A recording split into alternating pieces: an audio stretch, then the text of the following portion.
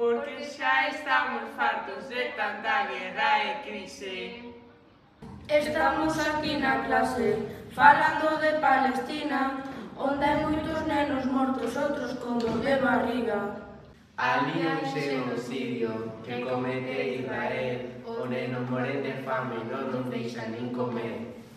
Estamos en contra da guerra e tamén da violencia, mais se non sae na galega aquí xa ninguén se entera. Nos vimos aquí a contalo e tamén a denuncialo, que a pesar do alto fogo isto non está acabado.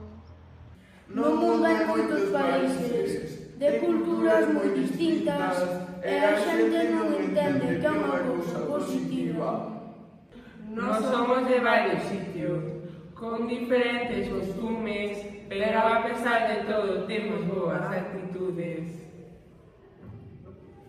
Medio dun país moi chulo, que lle din Dominicana, ali hai boa comida e a xente moi bacana. Cuba é moi bonita, é unha illa preciosa porque ten unhas paisajes que son cousa moi valiosa.